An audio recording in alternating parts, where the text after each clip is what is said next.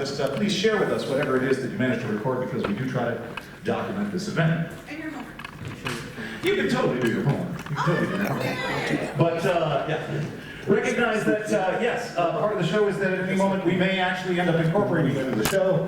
We may end up asking you a few questions just to give us some suggestions and give us some focus. But this is not a conventional short-form improvisational show where we basically ask you for suggestions and then improvise some short scenes. No, this is epic-length improv.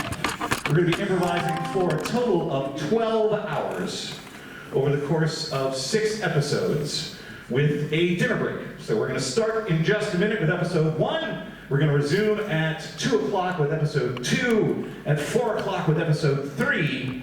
Then we come back almost like it's a season hiatus after an hour-long dinner break at 7 o'clock for episode 4, which will be directed by Dee Dee Jansen. For the first time ever. And episode 5 will follow that at 9 o'clock, and our final episode will be at 11 p.m., so that we will finally conclude the proceedings just before 1 a.m. tomorrow. A total of 12 improvised hours, 13 hours in real time. And think of it as an ongoing story in one of your favorite series, like you're binge watching some live theater. And we're going to be telling a story that arcs over possibly years. We really don't know how long the story is going to go, other than the fact that we need to be done by 1 in the morning. We're going to tell you a little bit more about how all of this works as we go, and that's part of the nature of epic improv, is that you're here to watch the performers improvise, and you're going to see us creating this as we go. We have planned the characters. We have chosen the setting, which is urban fantasy. We called Epic Improv 13 Ordinarily Fantastic. Isn't that right? Isn't that what it's called? Ordinarily Fantastic, to embody this principle of a contemporary urban environment that is infused with magic. And so we really, really don't know what's going to happen in a setting like this one, other than it starts in something familiar and may become remarkably strange and fantastical as we go. My name is Kirk Everest. I am the coach and director of the Austin College Improv Troupe. And I'd like to introduce you to the Austin College Improv Troupe. So if they could just step out here for a moment. Yeah. I want to be tall. How you do it? I want to be myself because I'm tall. While they're assembling, I want to put out a very, very, very hearty thank you to Dan Pusel and our other technical staff who are responsible for building what you see here basically in about a day. The lights took longer, but then it's always an interesting process, the technical elements involved in improvising for an improvised show. Thank you, Dan, and thank you, Brooke, and thank you, our other technical staff over the course of the day for helping us out with all of that. I want to put out a personal thank you to Oliver Seton and Lucy Trod, who are the British improvisers responsible for instructing me. A lot of what we're seeing today is stuff that I learned from them, as well as watching the London Improvathon. And so another thank you for the Showstoppers, the British company that improvises full-length musicals, for inspiring this entire contraption. And thank you also to John McGinn, who will be our solo keyboard musician, improvising everything instrumental. But I did mention that the idea of improvised songs. At various points during today's performance, I may call out "sounds like a song," and we'll discover a musical number in that particular moment. So prepare yourselves. If musical theater is something that shocks you, prepare to be shocked. So now let's take it away and introduce the troupe. Let's start with Julian here on the end. Introduce yourself by name so everybody knows who you are. I am Julian Whitson. I'm Eastwood. I'm Bryce. Jude. Tate. Yes. We're having last names because this is the only time we introduce you in the show. So. Me! That's right, it's me, Avon Roberts. Gilroy Shorts. Kennedy Shoemade. Dominique Chavez. Jason Amaya. I'm Jenny Jansen. I'm Percy Stout. Czar Greer. Woo! And my name again is Kirk Everest, and I'm the coach of the Austin College Improv Troupe. Yes. Now, we like to start our shows with a little ritual, and this show is no different. So those of you who have seen the Austin College Improv Troupe before will recognize the value of a little song we like to sing. And we'd like you to sing it with us. Hey, who wants to lead them in this? Percy. Percy's going to take it. So Percy, go ahead and instruct the audience in what's about to happen. Welcome to another Awesome College Improv show. At the beginning of every show, just to get you guys, involved, get the energy up, we like to do a little song. Everyone knows the song My Bonnie? My bonnie lies over the ocean. My bonnie lies over the sea. I guess silence. That was more effective than it normally is. Well, it just has a 15-foot radius. I can't measure. Over. We like to do it a little differently. So, anytime you hear a B sound, as in Bonnie, or bats, or bones, you will either stand up, or sit down, or you can raise your arms, or lower them. Or, if you're extra, like us, you can do both. That was a test. You passed. You failed. My bonnie lies over the ocean. My bonnie lies over the sea. My bonnie lies over the ocean. So bring back my bonnie to me. Bring back, oh bring back my bonnie to me, to me. Bring back, oh bring back my bonnie to me. A little faster, count us off fast. 5, 6. My bonnie lies over the ocean, my bonnie lies over the sea, my bonnie lies over the ocean. So bring back my bonnie to me. Bring back, oh bring back my bonnie to me, to me. Bring back, oh bring back my bonnie to me. Yeah, the second time through is always a little better. That's terrific. All right, we're going to get started with our show. Troupe, please assemble as your characters in a tableau on stage. And we're going to introduce you to our primary characters. Go sit yourself on stage. Our primary characters. Oh, we're recruiting audience members? Yeah, I think we just did. Yeah. Sorry. So lovely on this side. Who just walked in?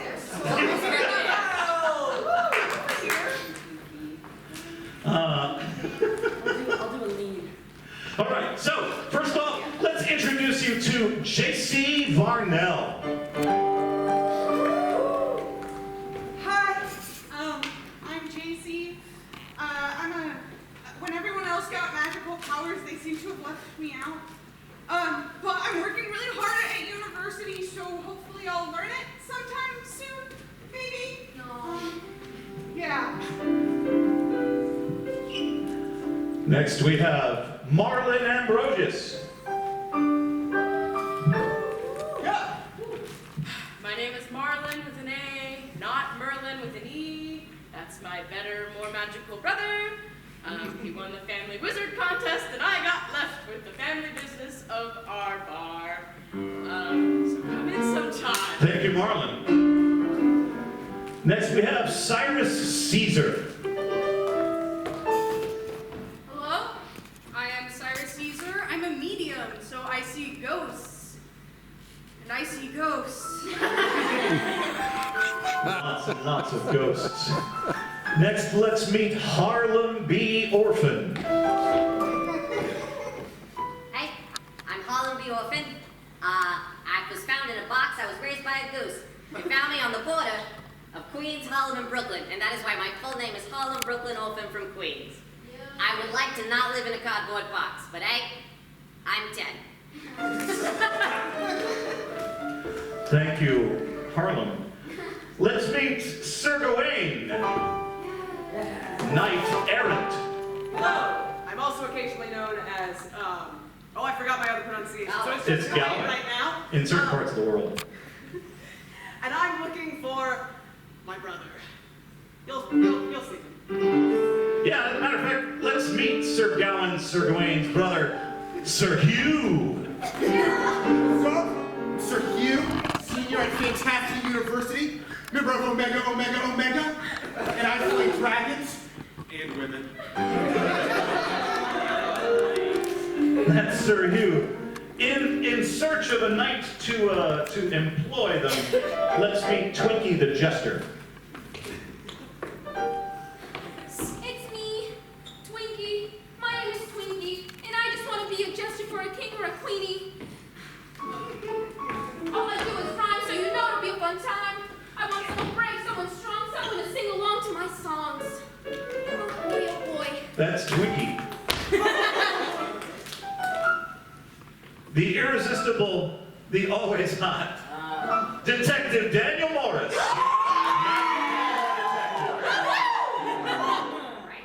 Greetings. I'm Detective Daniel Morris, and I'm here to root out all the secrets of the city. He's so bad. I know he's so good. Also interested in the secrets of the city, Dungeon Dan Dungeonton. I'm Dungeon Dan. I love me some good man. Some that have dungeons. But one thing I really want is this city to stop changing. I need a good man with it. I really. Please stop changing.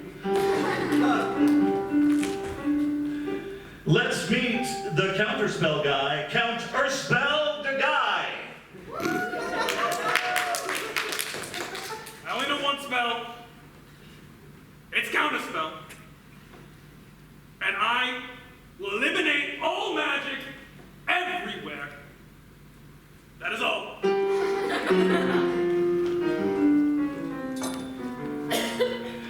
Let's meet Orb Salesman. Always ready to sell orbs. I got so many orbs for you guys, okay? Come down to my orb shop. You will definitely not be disappointed. Be prepared, I only take rubies, no other forms of payment except for a special card. You may or may not find out about that. But let's meet that man among men, the Duke of Man. Hello, I'm the Duke of Man, landed gentry in the neighborhood of Queens. Queens being the neighborhood, not women. I've many men in my employ and many men in my company. This is our cast of characters, and we're going to see these and many more in this episode 1 of Epic Improv 13. Let us move now to the position outside City Hall. Now, the city where we're located was once called Fantastic City, but Councilman Minotaur is holding a press conference on behalf of the City Council, explaining what Fantastic City's new name is and how we're all going to learn to say it for the next 13 hours. Councilman Minotaur, please appear before a press conference which includes the entire cast, asking questions and clarifying and confusing the issues. Sir, I'm so sorry. It's no longer pronounced Fantastic City, it's pronounced what? Fantastic! Oh, fantastic. Fantastic. Fantastic. Fantastic? Are you stupid? I said fantastic! I have a question. No, I hate orphans. Just my luck. Tell it to me. I have a question. Did you get it from the orphan? No! I believe you, citizen. What's your question? How long did it take to come to this decision? 4 minutes. Yes, sir, I have a question. Yes, Merlin. I believe. Oh, sorry. Come closer. Who the hell are you? I'm his brother. Oh, Marlin. Yes. Oh, no. Okay, Marlin. I believe you're putting the emphasis on the wrong syllable in the fantastic. It's fantastic, yeah? I'm gonna send you to jail. Oh, What are you talking about? I've been to jail. Yes. You, sir? Councilman Minotaur, this is DJ Dragon Balls with the Flame. Do you think that your very strong stance on the orphans just now is going to cost you the orphan vote? They can't vote. They don't have parents. That's the law here in Fantasity. If you don't have parents, you can't vote. Yes, strange gesture. who I am. Yeah, I'll say that's who I am. Mr. Mayor, I think that's what your position is. City Councilman Minotaur. Minotaur. Yeah. No, there's nothing wrong with Minotaur. Minotaur? Do you believe? What am I saying? You're going to jail too. Do you? Do you believe in the power of love? Once I did. I met her in a maze. And then she died. Not by me, I swear. Yeah, okay, just in case you were like thinking that. Oh, I lied. She was an orphan. No parents. Which is lame, obviously, like we're all thinking that. So, she died mysteriously. Sir, because she was an orphan? You're going to jail if you keep asking questions. You can't jail DJ Dragon Balls. You wait for the flame. You're right, I love DJ Dragon Balls. The flame. I got diplomatic immunity and my diplomacy is from the radio. Hell yeah. Yes, you, strange man. Your former love, where might her spirit lie? The catacombs. Of Rose.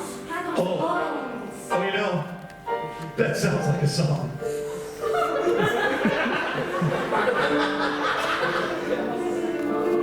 Yeah, so mysterious. Here we go. Far beneath the catacomb of bones. Everyone be closer, everyone be closer, everyone be closer, everyone be closer. We're gonna restart. Okay. Sing out, sing out. Far beneath the catacombs of bones lies a spirit with no home. That spirit once was my love, but she died in the catacomb of bones. The catacomb of bones. The catacomb of bones. The catacomb of bones. The catacomb of bones. The catacomb of bones. I search for orphans to send them to jail. It's unrelated to my lost love in the catacomb of bones. Now please, I have to go. Look in the mirror and look at myself in the mirror and be very sad. Long story short, it's called Fantasy now, and if you disagree, I'm sending you to jail. Mr. Minotaur! No more questions, Dungeon Dan! Fantastic. Fantastic! Fantastic! Fantastic! Fantastic! Fantastic! Fantastic! Fantastic! Fantastic! Fantastic! Fantastic! Fantastic! Fantastic! Welcome to Fantasity.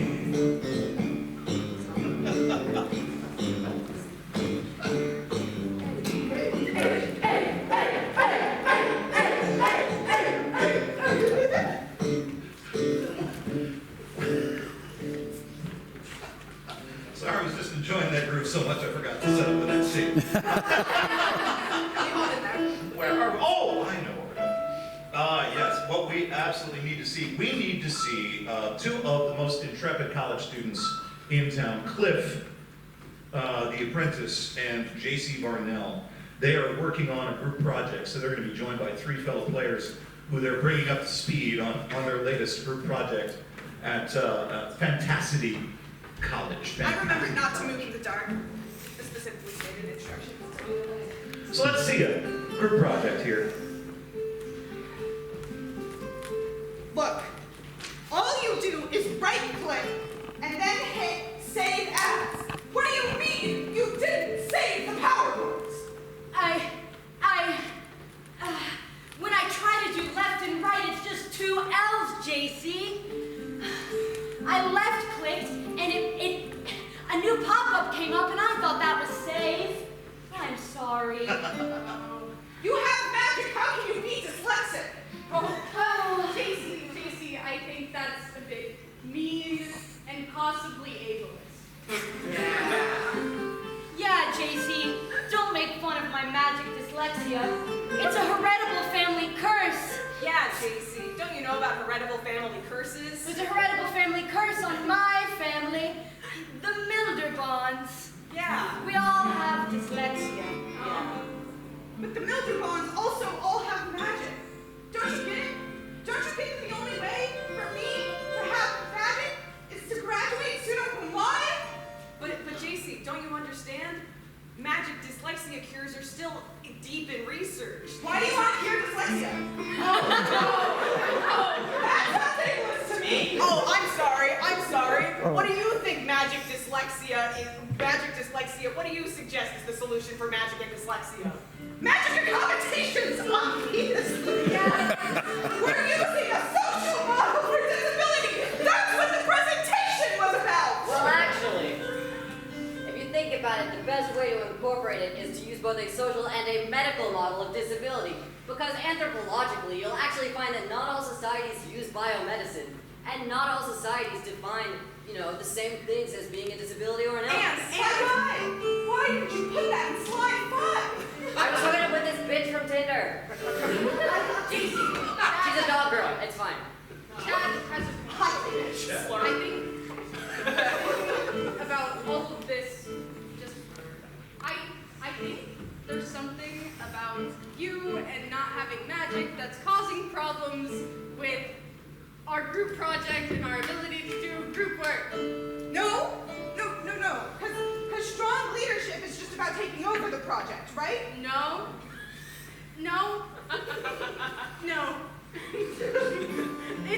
It's about working with who you've got. We've got Chad, we've got Joseph, and we've got the Millerbond is my last name. Yeah. My first name, everyone just knows it because of my cursed last name. My first name is Marvin. Marvin Millerbond. Not to be confused with Marvin. Well, it's just that Marvin doesn't know his rights from his lefts. And so, how could he possibly work on a PowerPoint? You see, maybe what we need to do for Marvin is accommodate by having someone else in charge of saving the PowerPoint, or we just... So I do everything. What you're saying is I do everything? I'm also in this group project, JC. Hey guys, I did bring a flash drive. I can save it to my flash drive. Oh, hell yeah, Joseph. Yeah, this goes on my keys. Yeah. I fuck hard with you, Joseph. Thank you, I think. Yes. Yes. All right, so I know that it's hard to remake the whole PowerPoint, but it seems like we all remember a lot of content about this presentation on social versus biomedical ways of approaching a disability in society. So if we just kind of start typing our thoughts, then I think we can get it from there. There's this really cool quill that actually writes exactly what you're thinking. Yeah. That sounds like it'd be a really great accommodation for Melvin. I've just been Marvin. Marvin. You've just been cooking stuff? Clicking stuff. Oh, clicking I've been clicking stuff on this PowerPoint, and look! It's beautiful. Wow. There's so many graphics and not a lot of words, exactly how a PowerPoint should be. I clicked with my heart, and the graphics formed. And it's all That's cited right, the rest of the troop correctly. provides Look! the PowerPoint. There's the PowerPoint now. It's so beautiful. It feels like it could just talk to us about Social and biomedical models of disability. All right. Surely this PowerPoint is taken in anthropology class. I think. Wait, is that next slide the world's famous magical ER doctor? click.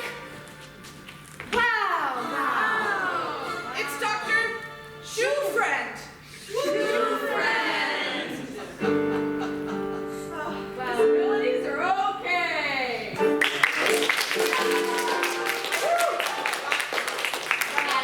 then on the next slide, it's a counter position from the head of the anti-disability organization.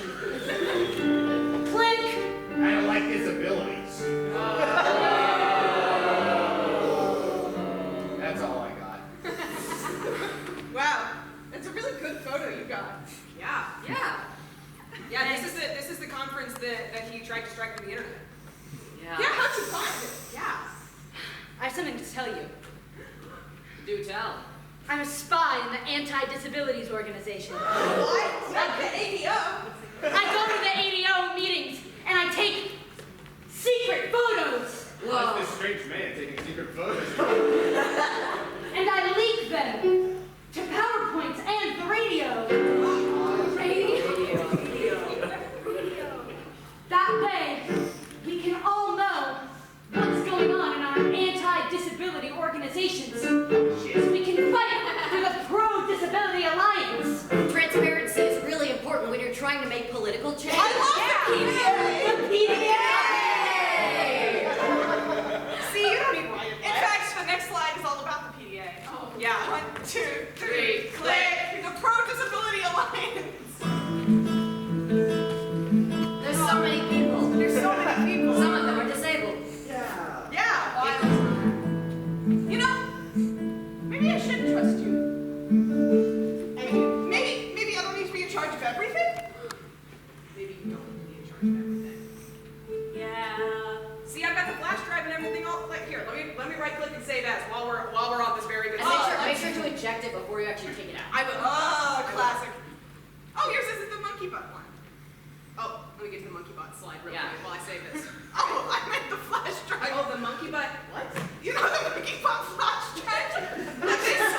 We're going to bring the lights down on the monkey butt conversation as we transition to a very different scene entirely. Before we start seeing parts of private collections that none of us really want to see. We find ourselves, of course, in Fantasity, which has, being a magical city, its own really wonderful programming. Everybody wakes up in the morning to watch Prophecy Today, which is a talk show all about the latest prophecies and whether or not they're actually going to come true. So we have a panel of 4 talk show hosts for this morning show that everybody watches in Fantasity, Prophecy Today, in which we hear the latest prophecies that are the scuttlebutt of every workroom in town.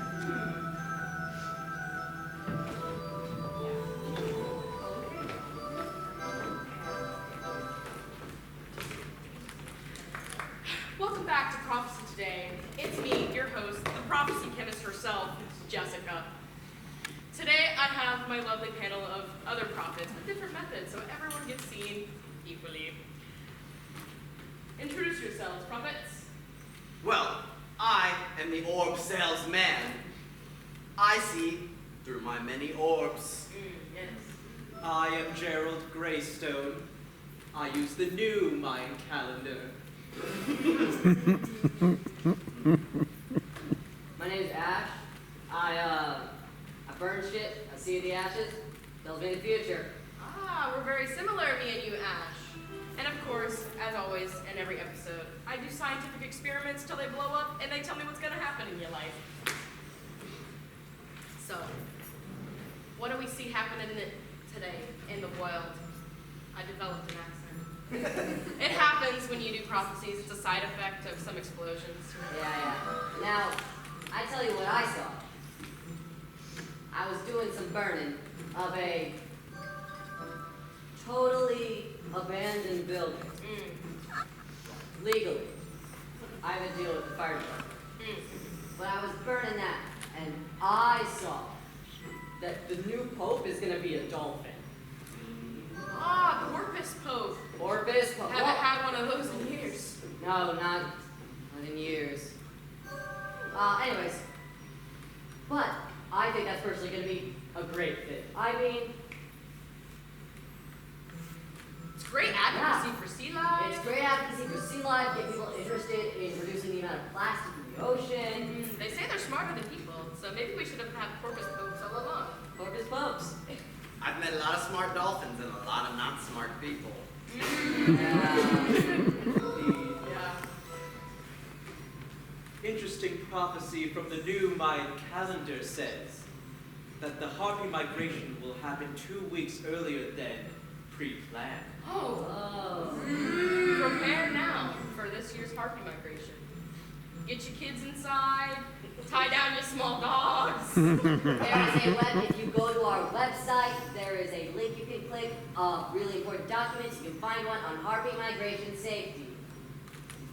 It's good to have an emergency preparedness plan for when things change. I took an OSHA course about it yesterday. I'm recently certified.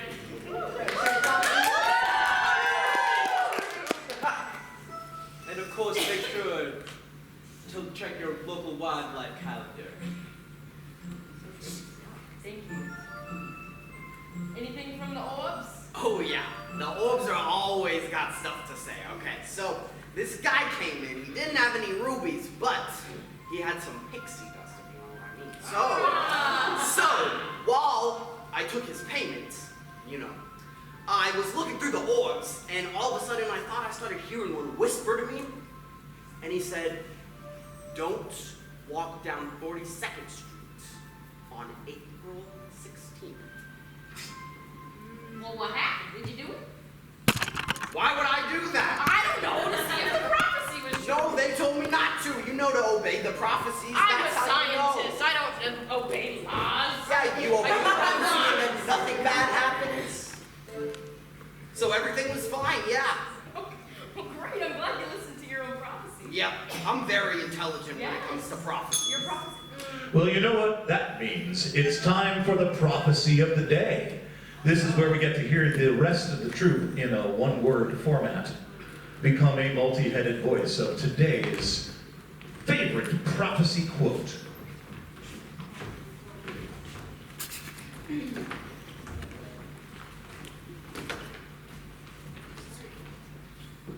Today, Squirrels Will run.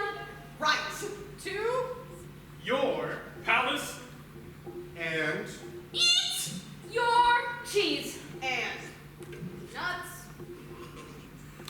why we don't. care Fuck you. and Your cheese mother. Clearly the text is a little corrupt. Let's move down to a clearer passage below.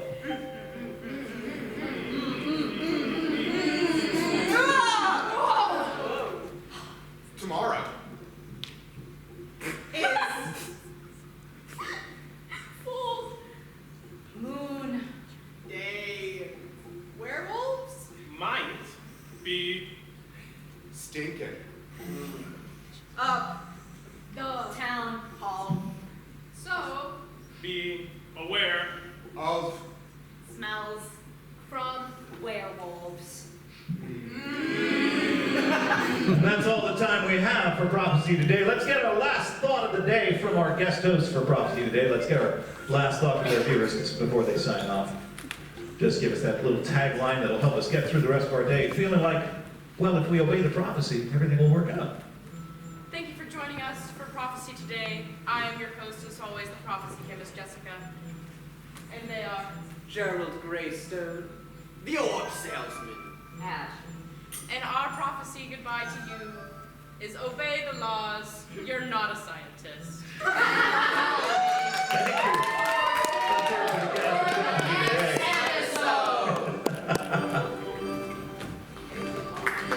We now take you to the outskirts of town, where Sir Gawain is coming into town looking for his brother. He's just arrived in town, and the first person that Sir Gawain meets is the Duke of Man, who shows him what fantasity is all about. So, Sir Gawain is new in town, and the Duke of Man's going to show him around. Hey, that rhymed. Thank you. Stealing my job. I'm a jester too. Hello. Hello there. I just came through the big town door. Ah, yes, the big town door. The big town door. Welcome, stranger. The big town door leads you straight into the heart of fantasity, Queens. Ah, fabulous. This is where your campus is, yes? Absolutely, right on the border of Queens, Harlem, and Brooklyn is the campus Fantasity University. Perfect. And if the troupe wants to help out by providing any kind of physicalization or image for these sites, they can. You can see on the campus of Fantastic University students milling about on the green, studying sigils, making their textbooks float. Look, magic hacky sack. I think that's a frog flying through the science lab. Yes. Oh, those 18 to 22 22-year-olds. Oh, those 18 to 22-year-olds. I myself, 26. Congratulations. Thank you. It was my birthday a couple of weeks ago, so I really appreciate that. Happy birthday. Thank you. Boy. I see. The chapel bell. It must be 1 p.m. Anyway, you are a very dutiful fellow. I am indeed a dukely fellow. I am the Duke of Man, the landed gentry of this here Queens. Wow, thank you for the introduction and the tour. Duke of Man, is that how I address you properly? Duke of Man, that's how you address me properly. Duke of Man. How might I address you properly, good stranger, sir? Sir Gawain. Sir Gawain, nice to see another man of honor. Yes, very much so. Down if you're feeling Irish. Oh, I always feel a little Irish.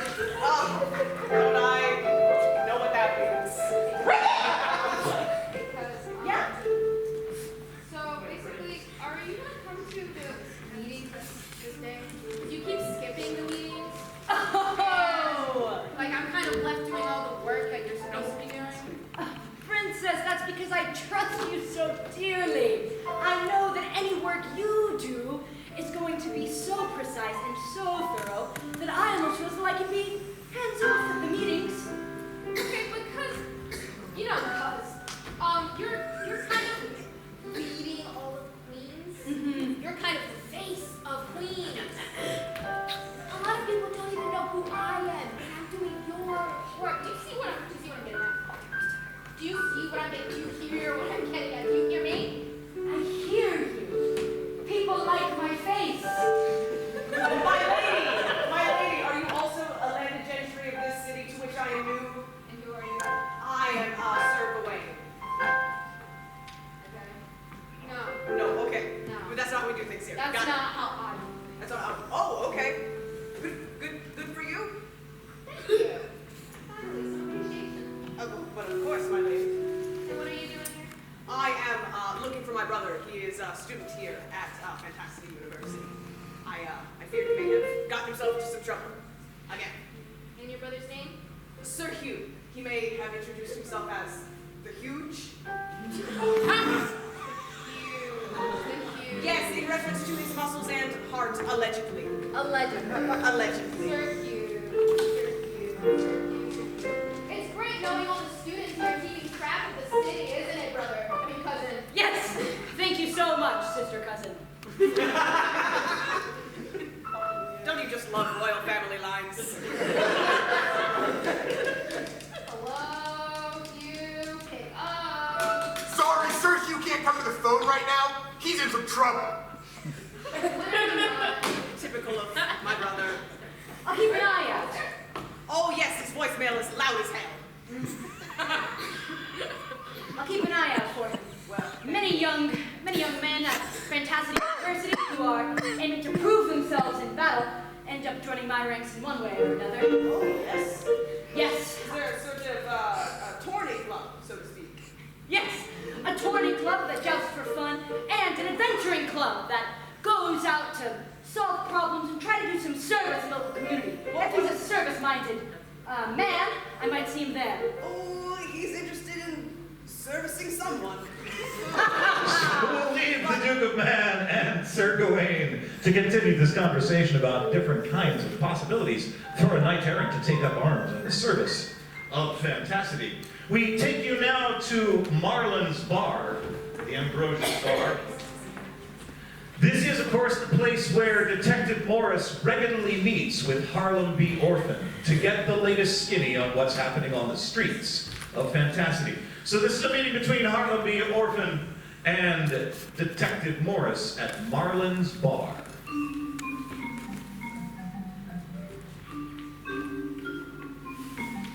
How you doing? You're late, Harlow. I don't know what. You want to buy one for me? I can give you a watch if you give me some information. I got some information for you. Now, from what I've been hearing, you know Princess Man. The one and only? One. She ain't been too happy about, the Duke. But then again, who is? I ain't a big fan of him either, but what do I know? I'm 10. But she's been looking around, talking around.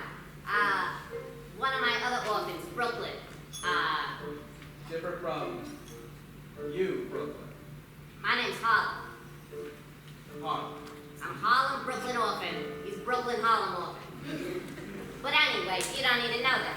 What you need to know is that Brooklyn came to me. I'm sorry, am I in your way? Oh, sorry. I was just making sure the open sign was open. It's a little empty in here. It's okay. But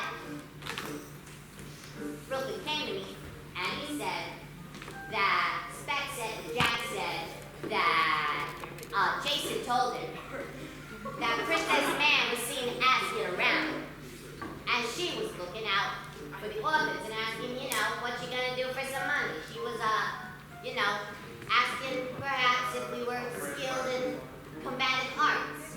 Some of us are, some of us not. I'm good at talking fast. Jason has a Glock. I don't know where he got it. I'm sorry, Jason has a Glock? Yeah, I know where he got it. How old is Jason? Oh, none of your business. I'm in charge of my orphans. I may be 10, but I am an adult. And that doesn't have any sad implications about my childhood. I run these orphans. It's my job to keep them safe. And I know stuff about you that you don't want getting out. So you ain't gonna be messing around with my friends. So long as you stay quiet, I'll stay quiet, and we can keep this exchange going. And I'll stay quiet as long as you provide me information, Harlem. And you said you gave me a watch. Indeed, I can't tell the time, so it does need to be one with the numbers, like digital. They sell Minecraft ones at the Walmart. Okay, so a digital watch, Yes, Minecraft. preferably. Preferably Minecraft. I will also accept Super Mario. Super Mario is also acceptable. Yeah. Got it, okay. Watch. Well, Harlem, your information has always been good to me. Yep, I'll make sure the next time we meet I'll have that watch. wonderful. On another note, Jason has a Glock? Whoa. This is a gun-free zone. Well, Jason ain't here. Oh. Now, if you insist, I have to find a dry cardboard box. My last one, there was an incident. I don't want to talk about it.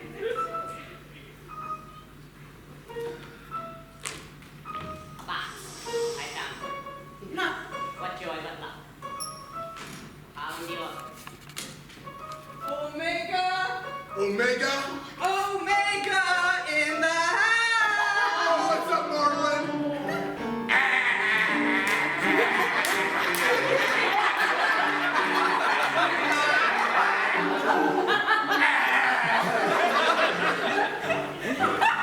I'm looking to get into some adventures and trouble with alcohol. Okay. Barkeep, get me and my boy What up? some beer. The brothers of Omega. My most frequent customer. Also known as Ooh. Are you a cop? I feel like you legally have to tell me if you're a cop. That's the law. Of magical aid, correct? I am of magical age. Wonderful. I'm a detective. You are of magical aid. That sounds like a cop. Private eye. Oh, nice. Guys, don't worry. He's not a cop.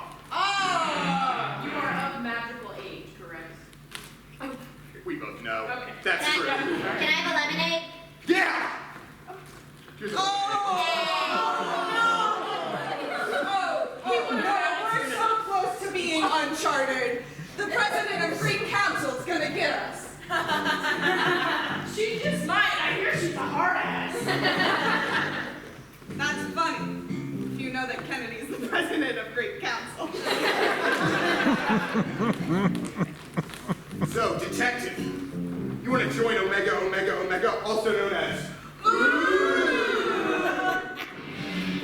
If I remember correctly, my college years are behind me.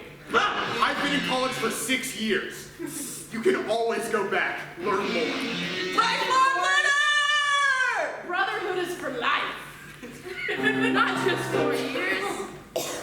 Join the Brotherhood of Ooh. I myself am an honorary member.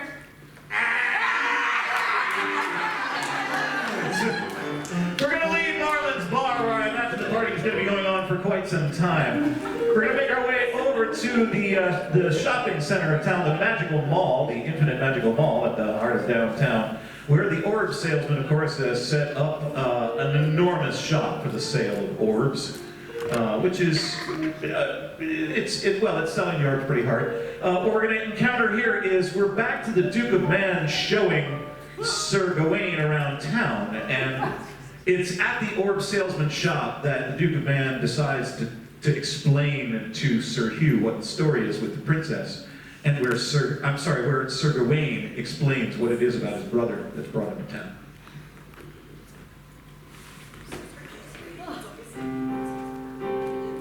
All right, yeah. So you see, he went off to college about 6 years ago, which is not the number of years typically involved in a magic bachelor's degree. At least not at Fantasity. I know that magic bachelor's programs can vary a little bit. But I'm a bit concerned that he's been a little absent in the family crystal chat ever since our mom's surgery, and I'm just a little bit worried about that. Absent family is hard. Yes, and I don't know if it's just the classes, if he's not studying and that's what's keeping him here, or if he's just, I don't know, hiding somewhere and pretending he's still at university, which is like a wild lie. but with him, I really don't know.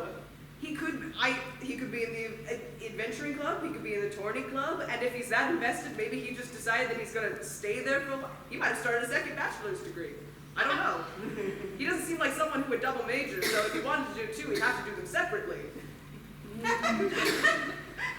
Classic.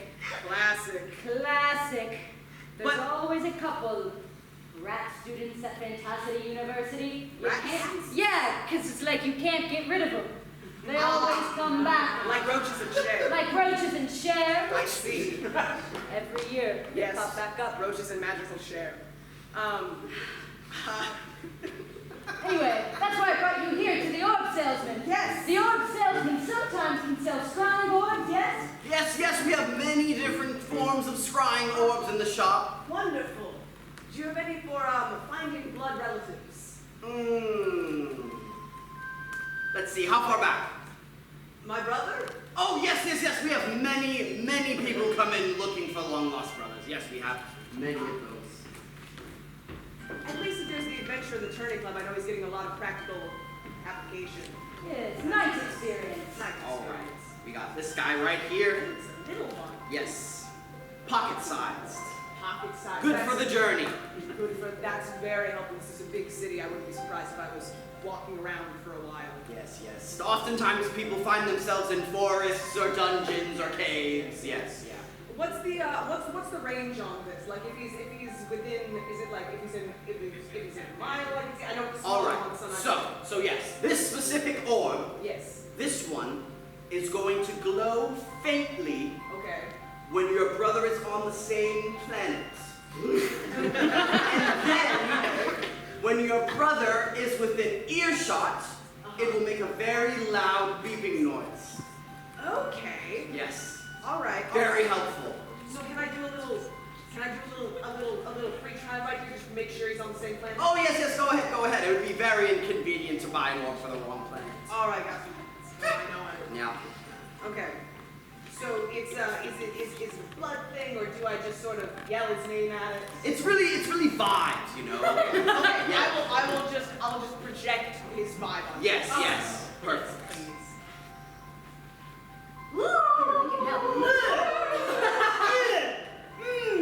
I'm getting a little bit of glow here. Okay, so he is on the same planet. He's within earshot. That man's so loud. I don't know if that's going to be. Do you have any other orbs perhaps with a little bit that could be a bit, you know? More what I mean? range, you say? More range? More range, more specificity. Yes. etc. Okay. Yes. All right. Is it just- Stepmother, sister. It's just like one building, one centralized area campus, or is it sort of like NYU where it's kind of all over? Well, there's the central campus, and Yes. there's the satellite clubs, buildings that spread around. Gotcha. better be careful. It's very heavy. It's deceitfully heavy. Oh, yes. Yeah, that's dense. Much less travel size, but it will have an increasing range of sound when you're in the vicinity of your long-lost brother. So if I hear like little murmuring and then it's like hot or cold. Yes, Hot. absolutely. Hot or cold. If you play that game, it's just like that. Is this glass or is this is lead? Tungsten. Tungsten. That makes sense. Yep. Okay, I know I'm wearing plate mail right now, so it seems like I should be this strong, but it's the plate mail's really where I max out. I got you. You know, thank you, Duke. I do have another orb. Okay. For that. For me being stronger? Yeah. Oh, interesting. Is that legal in tournaments? Are you finding your brother in a tournament-style event? It's more of a just general code of ethics. Ah, so you think increasing your carrying capacity is an ethical concern?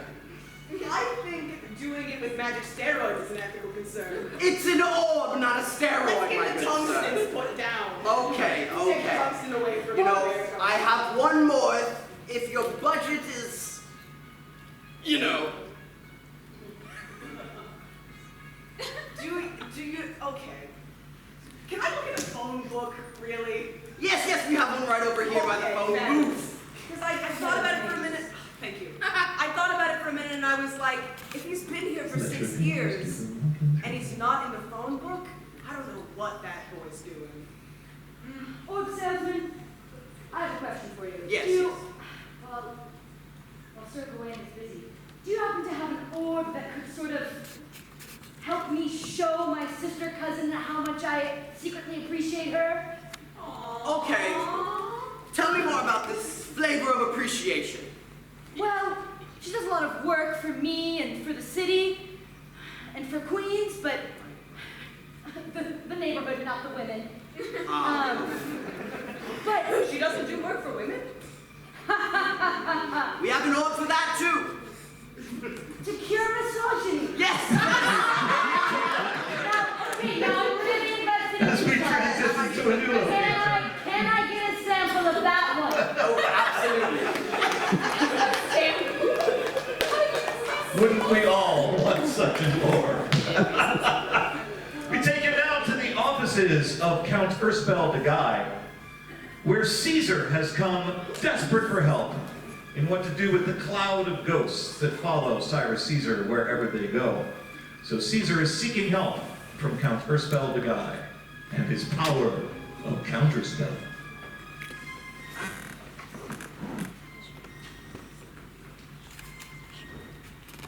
I've heard about you. Huh? I've heard about you. Hello. You're Count Urspel the guy. Yeah. I'm sorry. I was staring off into space. What? Oh, I stare off into space sometimes too. So you counter spells, they just get rid of magic, yes?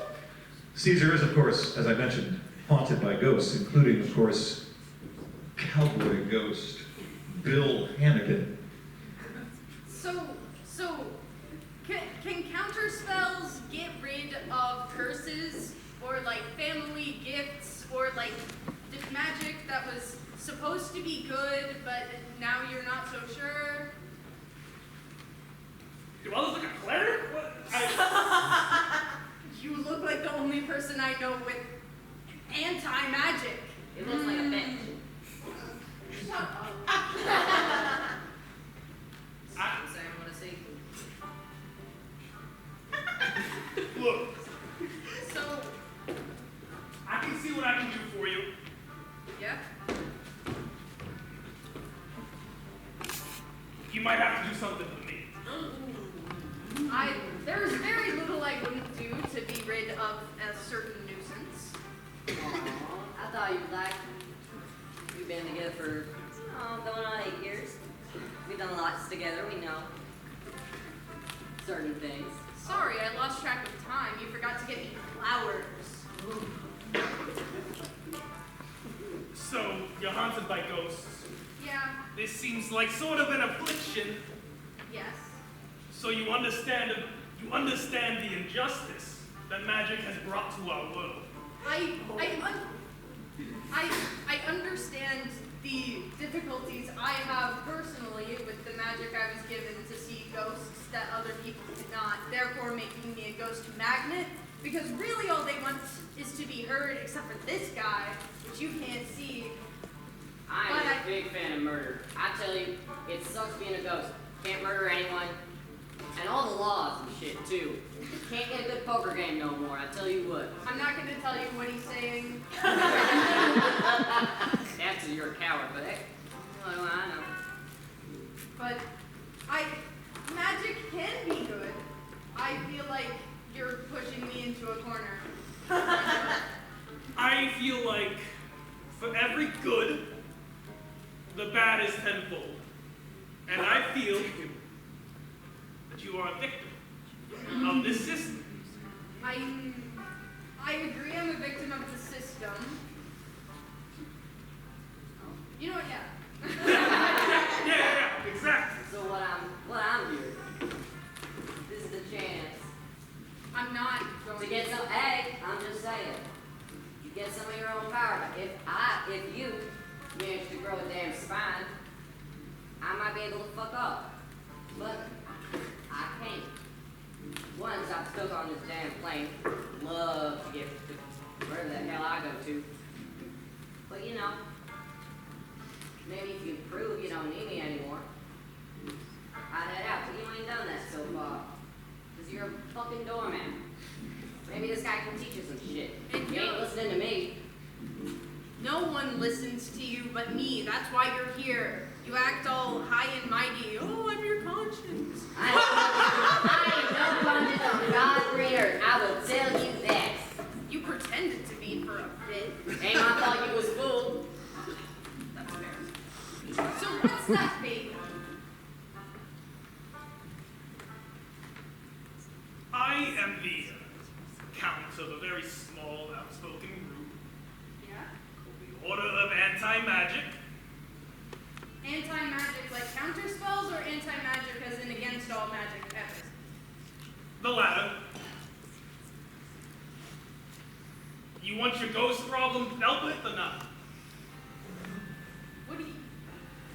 How are you going to get rid of magic? Because if it involves killing people, that's why I want to be rid of my magic in the first place. Hold on. I need this to be dramatic. Look. Caesar, you've already got blood on your hands, plus a little more. It's fun. We're not talking about that. You ain't. The plan is to rip the very magic from this world and shove it back into the heavens where it came from. So not like killing anyone, just kind of moving it elsewhere. I can make no promises. If someone's in the way, You gotta take him out. You want what you want. You ain't gonna get it. You sit there on your ass. Fucking take it. Grow up. I'll think about it. We will now leave Caesar struggling with the voices of the dead and shift the scene by means of a visual montage. Would you please set up for me a particular section of the catacombs under Fantasity? The catacombs, because Twinkie the Jester has gotten lost in the catacombs and will be discovered there by Dungeon Dan and the cartographer's assistant, who are in the catacombs to discern how the catacombs have changed since the last time Dungeon Dan made the map. They discover, lost in the catacombs, Twinkie the Jester. So let's see this map-making expedition with Dungeon Dan and the cartographer's assistant in the catacombs. Oh, Twinkie, what'd you get yourself into now? You just wanted to be a fool for someone with a crown. Oh boy, there's a lot of bones here. God, this place is kind of queer. Not in a gay sense. In a silly sense. Who is this?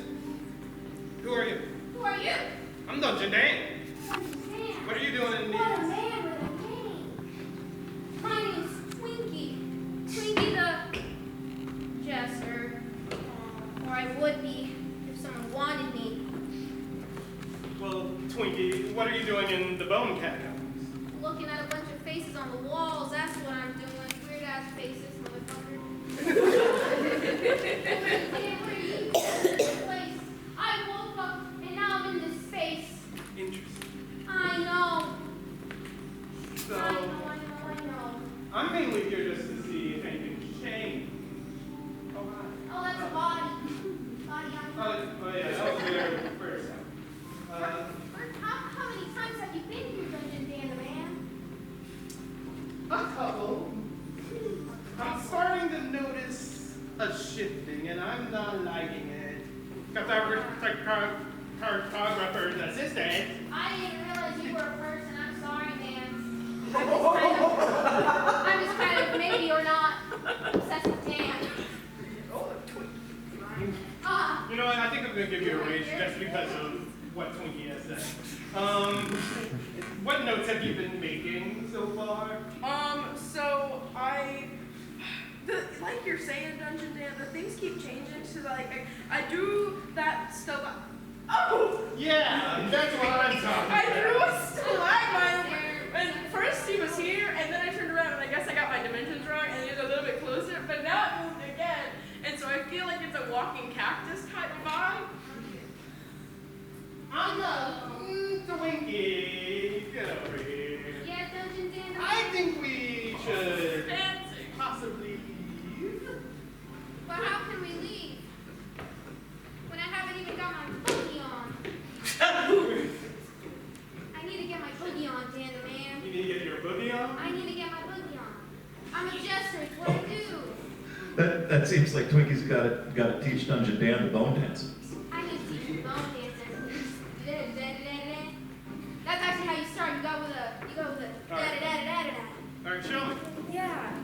You gotta hit it with a da-da-da-da-da-da.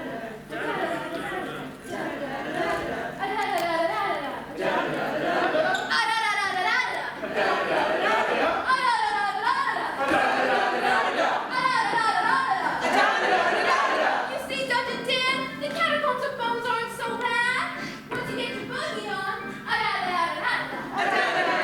You can even get the walls to dance along.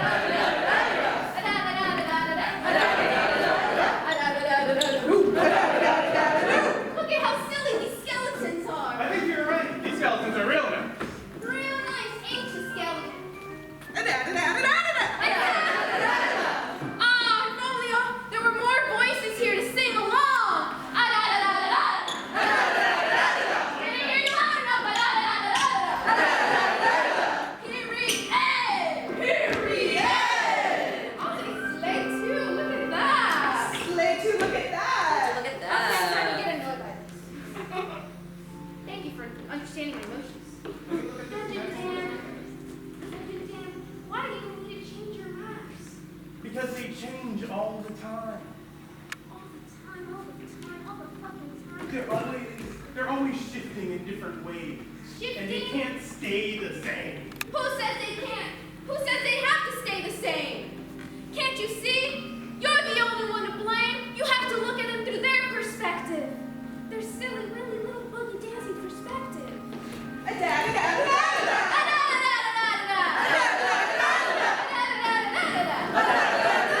You see, Dungeon Dan, I thought this was a curse too once upon a time. But now that I'm here, I just want to dance and rhyme all day long. Who says I need somebody with a crown to make me feel happy? Who says I need to be a jester for somebody?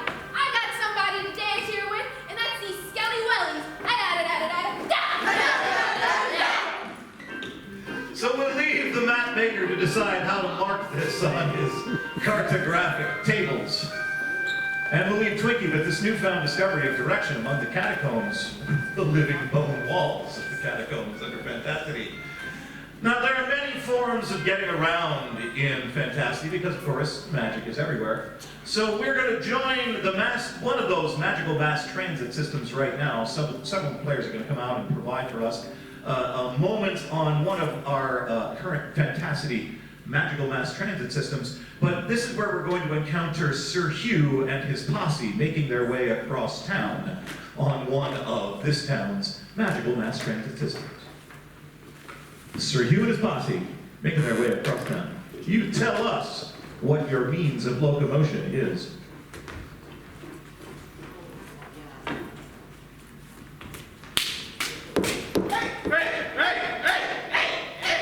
Boys of... Ooh. Oh, what's up, Marlon? I'm lost. What, you're lost? I'm lost. What do you mean? Bruh, it's like I don't even know where I'm going in life. And in fantastic. Well, I mean, we just left Marlin's bar. Oh, Right, it's right. Marlon! I already forgot Marlon was with us. And now we're on the subway. Right. We are. The magic subway. The magic subway. What other kinds of ways there? Hell if I know. Only this one that travels on the magical power of magnets. Sounds like physics to me. That's right, physics is magic. And we're headed to your competition. You're in some club, right? I'm way too drunk for that. Oh my God. Yeah? It's the finals of your club's sport. Oh god, it's the finals of my club sport. Yeah. Why did you give me all that alcohol, You bro? wanted a pregame. You're right. What do you need to do? We need to sober you up. How do I do that? We gotta sober up on the subway. Sober on the subway. Sober on the Sober subway. Yeah. Sober. Sober subway. Sober subway. Sober subway. So, what are ways to sober up on the subway? I don't A know. cigarette. A cigarette to sober up on the subway. Is that? Hey, darling. I don't know who that is actually. It's Lady Marmalade. Sorry, you just forgot. Thanks, bro. I don't mind. Lady Marmalade? Not my name. What the hell is her name? Madeline. Lady Marmalade and Madeline. That's exactly their name. Thank you, bro! Here's a cigarette to sober up on the subway. I love bumming a fat. I heard someone say that once. Oh boy! That's not bad, is it? It really depends on culture. Yeah, a cigarette, nothing else. You can have Oh yes, a cigarette I have. No other name. Simply a cigarette. To sober up on the subway, it's alliteration. Which if you break it apart means small cigar. It's a small cigar cigarette to sober up on the subway. God, Marlon, you're so smart. Thank you. You're so smart. Thank you. You're the smartest. Alright, so last time you told me about this club you were in, I was a little too drunk to remember. So what sport are we going to that we need to sober you up on the subway using a small cigarette? I'm a little too drunk to remember. I think I have memory of y'all saying something about a jousting competition. A Oh, joust! Is that maybe the sport you play? you know why they call me Sir Huge? Sir Hugh the Huge. Because you have huge muscles and a Because I huge have heart. huge muscles and a huge heart, but also a huge jousting stick. Jousting baton, What's as it called? everyone What's it knows. called? What's a jousting thing called? a Lance! Oh, Lance. Oh, lance! You have a huge I lance. have a huge lens. So, we need to sober you up on this magic subway that's run by magnets. Yeah. Magnets are magic. Because magnets are magic, because physics is magic. Yeah. That's correct. To joust in the jousting competition. Yeah. But did you bring the orb that's secretly steroids? The orb that's secretly steroids. I always have the orb that's secretly All of us at once! That's right, we're the brothers of The Omega. subway has reached a stop, and a flood of imps get on board the subway. Shit. As we're gearing up for our next stop. Between the rail and the platform. Mind the magical gap. Mind the magical There gap. is still magic. Oh! Oh! Oh! Let me on. Did you not know it's Imp o'clock? Thank you, Lady Marmalade. Not my name. Yes, it is. Fuck you. What? She said, fuck you! Fuck you! You shut up, imps, before I God, you're actually scary. No, yeah. You're gonna have to fear the imps. Fear. Fear the imps! Brother Soap, Brother Soap, ooh, Brother Soap. He's won.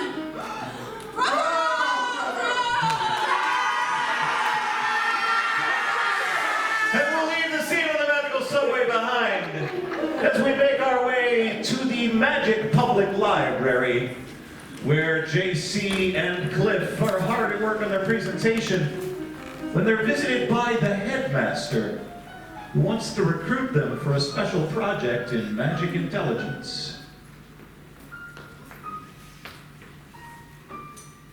So here we are at the Magic Public Library, where JC and Cliff are about to be recruited by the headmaster for a research project on magic intelligence.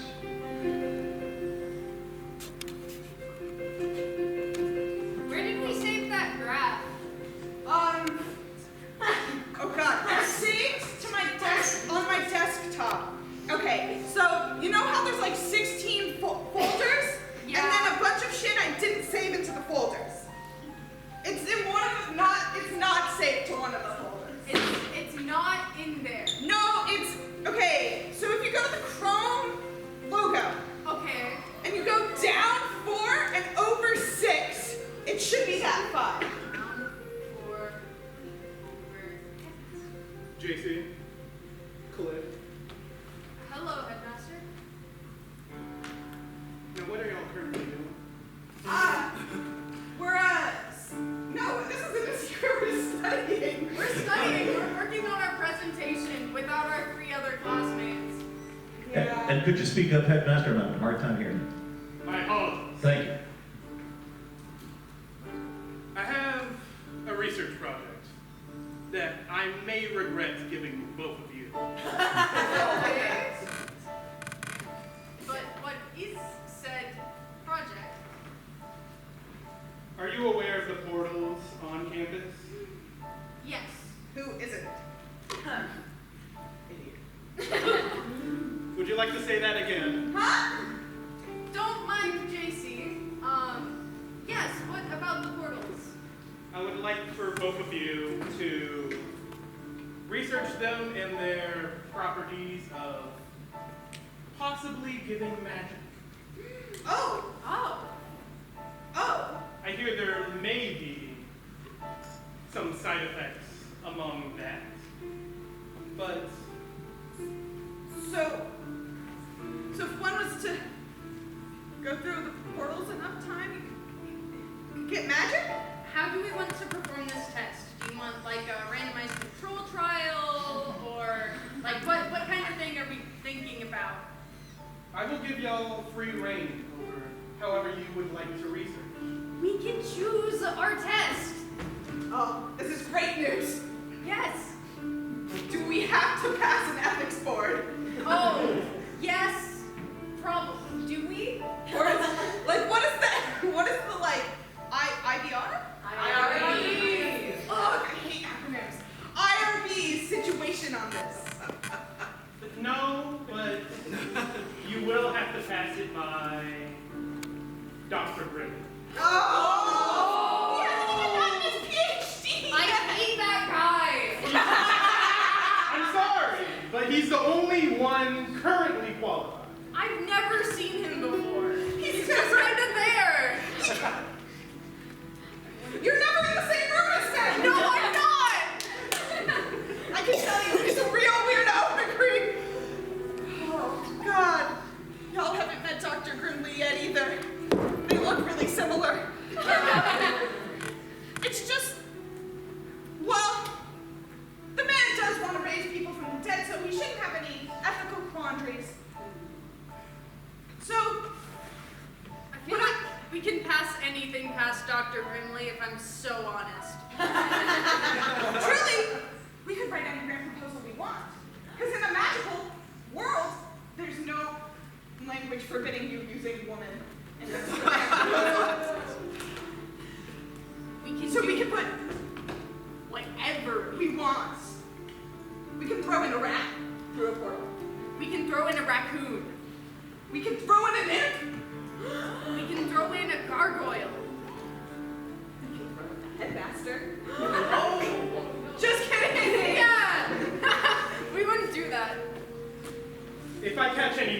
foolery with you two.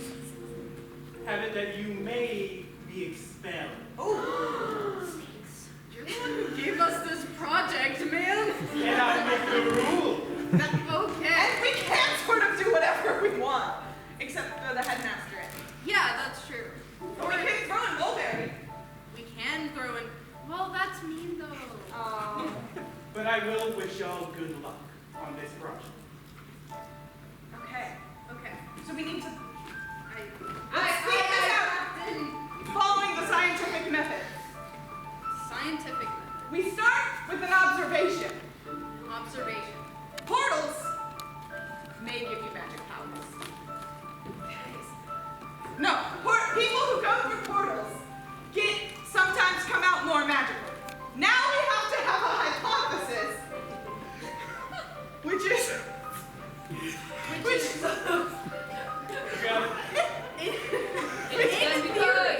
If we put someone with no magic through the portal enough times, they could gain magic.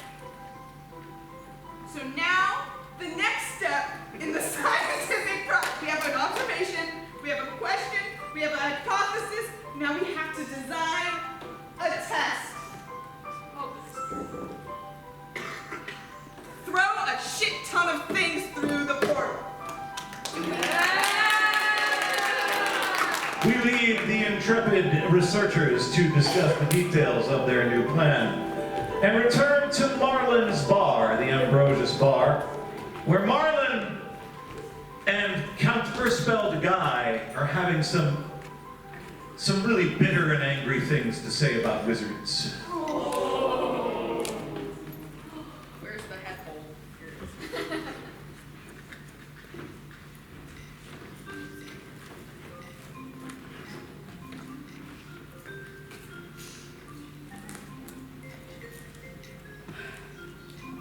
So there's this guy.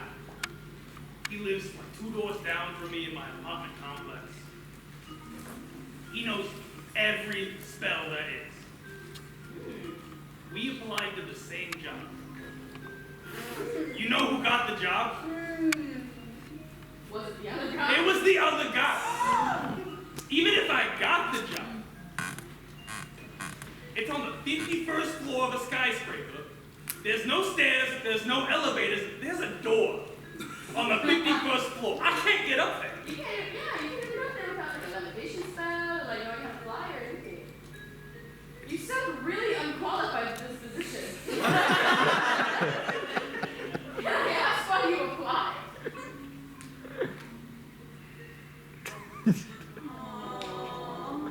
I went to college for an office job. And now everything's magical.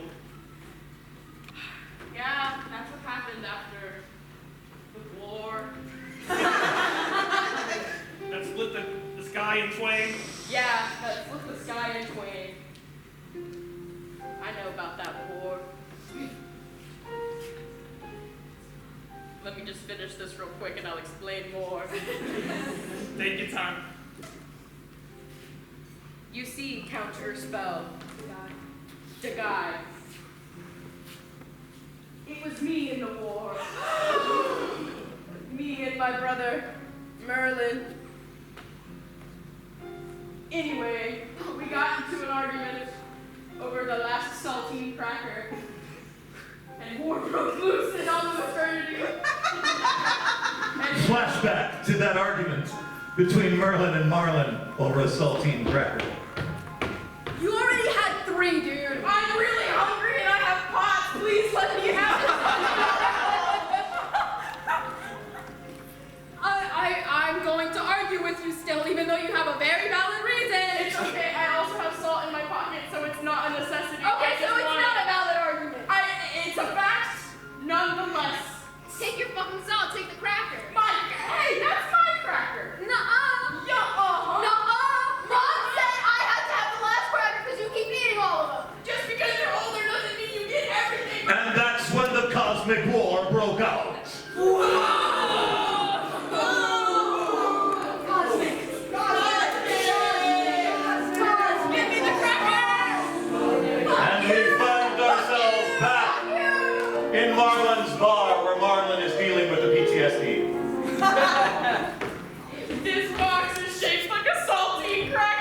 And I think about it every day.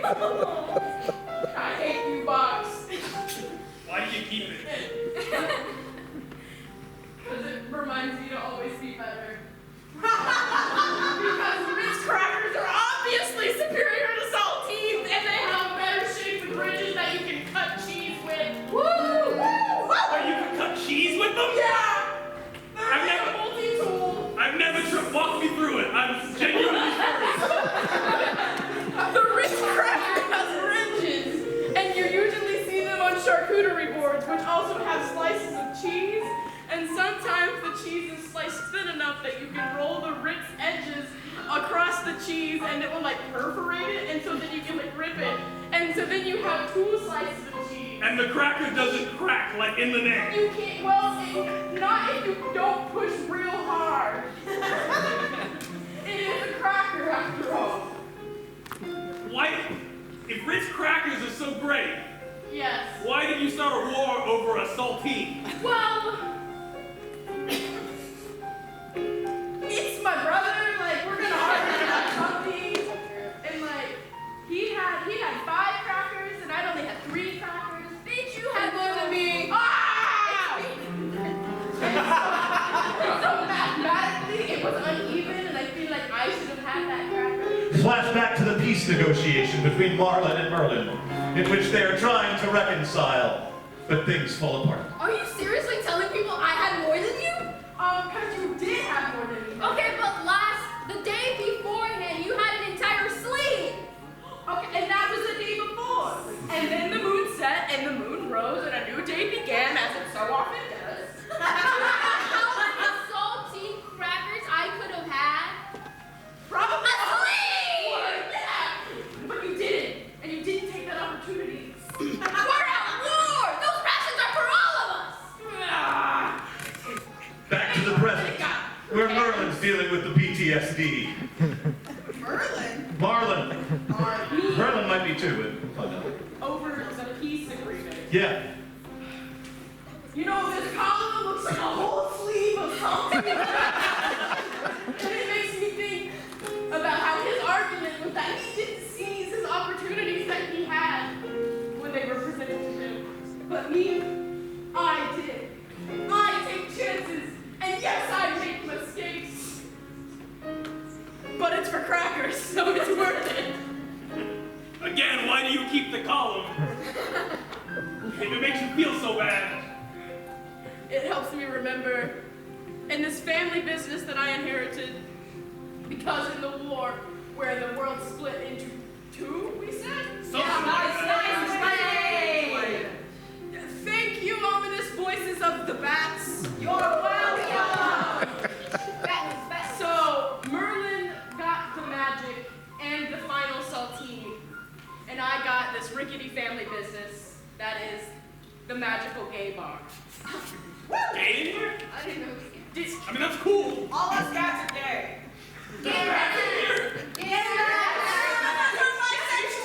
And that's okay! But yes. So, thank you. So there are some things I cannot part with, like this column that looks like a sleeve of saltine crackers, and that box over there that looks like the shape of a saltine cracker, with a Ritz cracker-shaped hole in it, to prove that Ritz crackers are superior crackers. Flashback to Count Erspel Guy's argument with his brother over the fate of a saltine orb.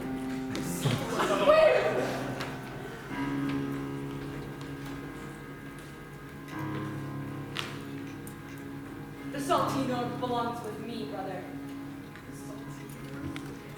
No! It's mine! It's rightfully mine! You know, before Mother died, her last words were, "It goes to my first son." You know I always work harder than you! You know it's mine! And if I can't have it, then nobody can! Back to the present!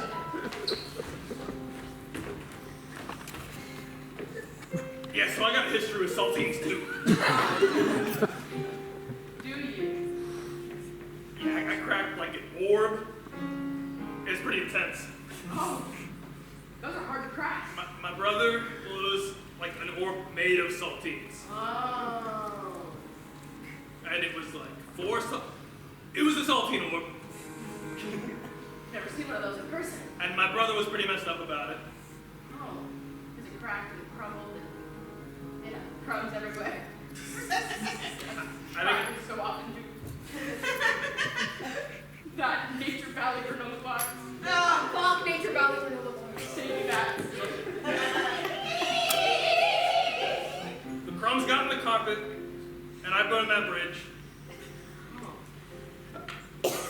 So, I see you have saltine-related magic trauma as well. I think you know what that means after a spell to guy. It means there's some correlation between saltines and magic. Correct. But also, that we need to team up to destroy magic and saltine-related trauma. Hold on. The bats approve. Hold on. That's thank you. They're very supportive, the bats are. We love you! We love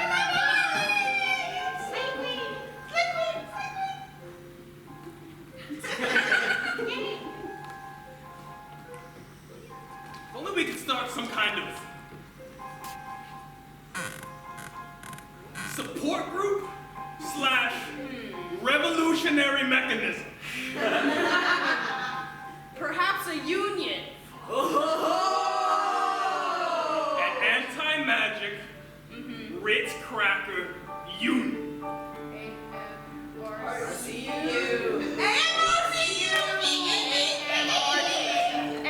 Can I hear that again, please?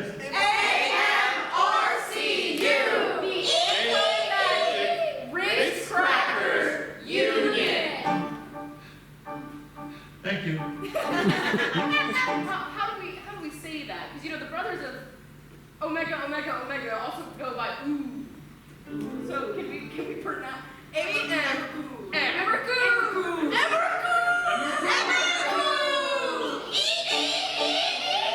And it sounds like goo. Like the... Yeah. Oh, wait,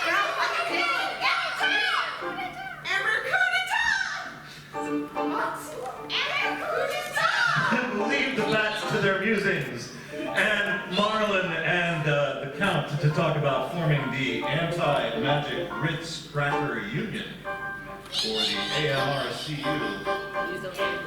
One of the most popular shows on the Magic radio stations in Fantasy is Dragon Ball Z, The Flame. We join now the progress of Dragon Ball Z's program, The Call-In Show, in which various characters we haven't met yet are calling in to ask and talk about their problems with the careful and attentive and yet also absolutely distinctive voice of DJ Dragon Balls. Call-In Show. This is DJ Dragon Balls for 84.6 The Flame! We were now having our daily call-in segment, where all you crazy folks out there in Fantasity can tell me all about whatever's on your mind, whatever's happening in the city, whatever you want to say in front of the entire city. It's fun, you know.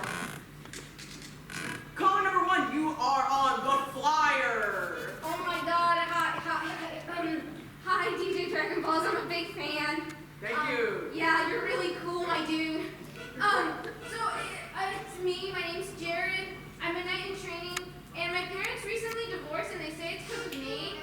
Ooh, that's rough. Mom, Dad, if you hear this, can I please have some money for tuition? Being a knight in training is kind of hard on cash. All right, Jared's mom and dad. Please locate Jared and help him out financially. Jared, consider seeing a school psychologist. Thanks, DJ Dragon Balls. I'll call Jimmy.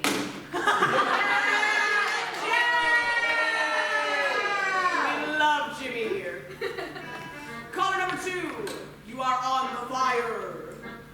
So, I'm one of many of a hive mind of magic mushrooms, and I'm starting to get really overwhelmed by all of the, imagery and thoughts and feelings that I'm getting from all of the other mushrooms. So I just wanted to know if you have any advice on how to deal with overstimulation as a hive mind. You know, Magic Mushroom, setting up personal boundaries, especially with people so intimately connected with you, can be very difficult. And the overstimulation that comes with several people needing your attention at once can be very overwhelming. I recommend, do mushrooms have ears? Depends. Some of us can. Do you personally have ears? Yes. What I would recommend is a good set of noise-canceling headphones. And of course, when I say noise-canceling headphones, you're going to want the ones that work inversely to block the noise from your own mind. With that, you can listen to any number of things. Guided meditations can be very helpful. Or you can tune into the flame. But that's what I would recommend. Also, consider talking to your mushroom siblings about giving you a little bit more psychological space. Yeah, thanks, DJ Dragon Ball. Of course. Flame on! All right, do we have any other calls? Oh! I'm getting some excitement over the fire. Caller number 3? Yeah. Caller number 3, you are on fire. Hi, I'm Garnackle the Goblin. Hello, Garnackle. And I've been wondering, DJ, do you have a pantry? Oh, Garnackle, I'm going to regret saying this, but I do have a pantry. And where would this pantry be located? It will be located on my house, which I am legally advised not to share on the air. Great. How would I enter this pantry? Well, you see, now that I'm thinking about it, and I don't want listeners coming to my actual house, the studio does have a sort of mini kitchen that has a cabinet that could be considered a pantry. If you really need a pantry, I guess come on down to the studio.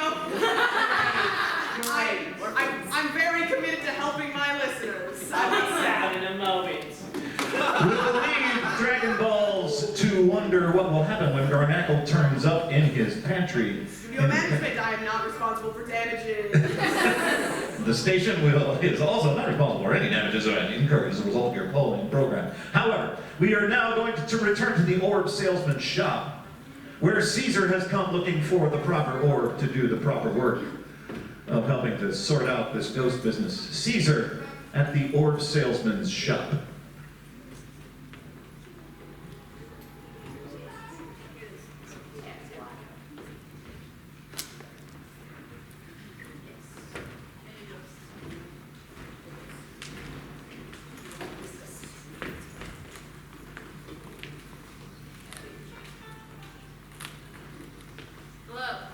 Hello, what can I do for you today? I'm not saying hi to you. He can't hear you. I care about you, Jimmy. Don't. Thanks, Phil. Don't mind me. I'm looking for. You sell all types of orbs. Yes, many different orbs. Yes. I'm looking for. Okay, I have this picture. It's a purple orb.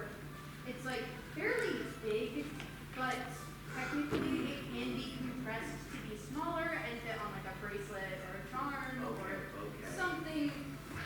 This was a family heirloom and it broke, and I somehow, I don't know how, but I need a replacement because it means that I don't see ghosts. Ah, that's what that was about. Okay. Yeah, I think I might have something I could get for you. Okay, cool. It's back in the back. Give me 1 minute. What you looking for, Caesar? Why are you in the back of my store? There's a portal back there. God damn it. Hi. Dan. Do you want some pixie dust? No. I either. Just take a sample. Yo, man. Is that why you were in the back? You were restocking, right? Oh, that's good.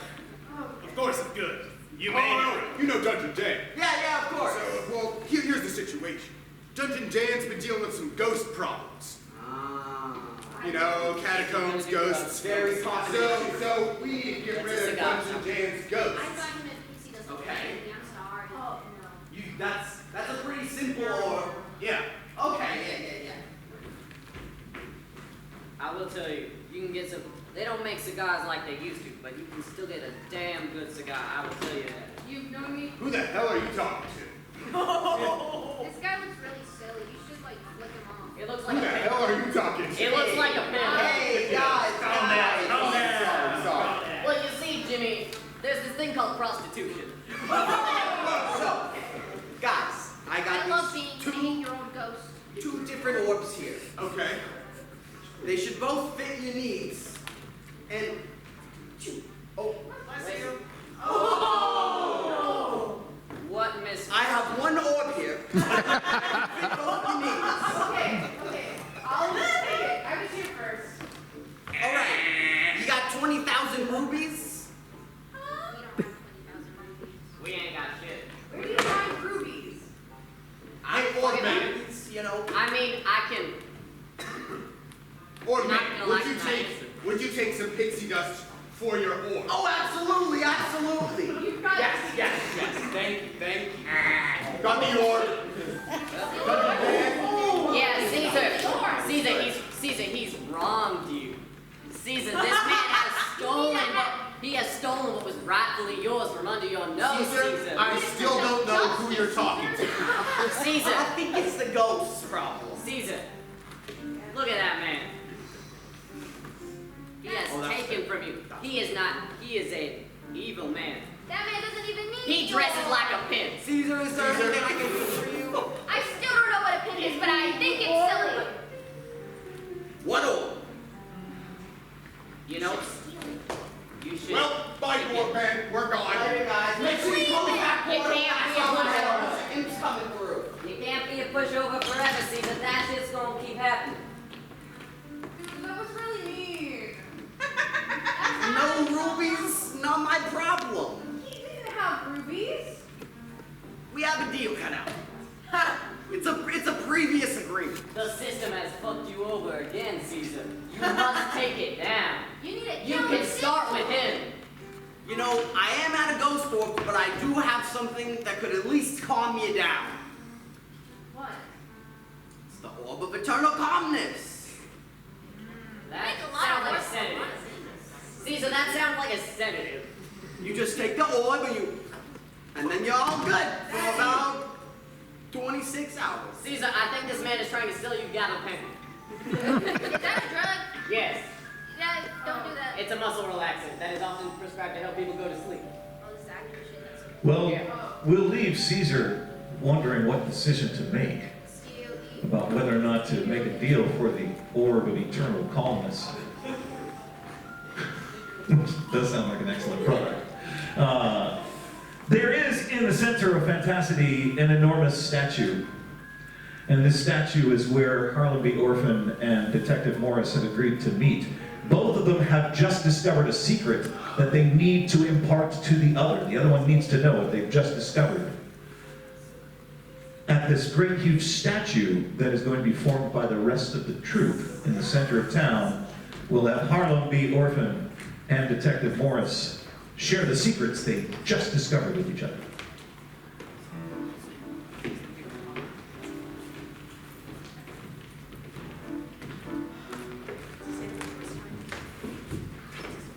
So, Harlem, Detective Morris. here's this watch for last time. Thank you. Oh, it is mine. Indeed it is. It was the only one they had in stock. I wish I could play Minecraft. I love it. But I don't have a house to put a computer in. Where'd you go? I'm right here. Walking around the phone booth that you're sitting right next to. Apologies.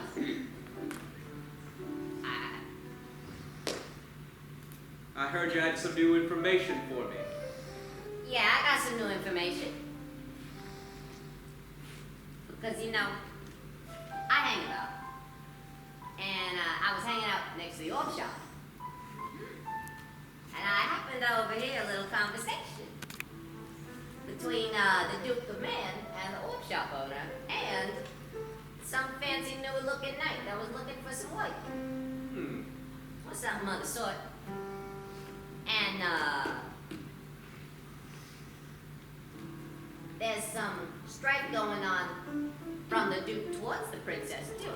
Some kind of, like, hidden appreciation kind of sort of thing. I don't know, I'm 10. But the Duke of Men has many men, and, Many men. I'm 10. You would not understand the second type of men. Nope. But there seems to be some kind of strife going on in there. And given that the Duke of Man appears to have something similar to a militia, I figured you'd want to know that there is perchance going to be militia involved magical warfare. Well, it's not warfare. It's not technically warfare because warfare is between two states. Indeed it is. And in honor of this information, Harlem, I've got something to tell you. Oh boy, what is it? Did you find a new place where I can go in the dumpster? I've advised you many times not to do that. I don't have money. Indeed you don't. But I decided to look into Jason, the one that has a Glock. Hey, Jason's mine. He's my responsibility. I get that he's your responsibility, but he's been working with other orphans. The one from the borough. The borough. Them orphans from the borough, they don't know, we fucking hate them.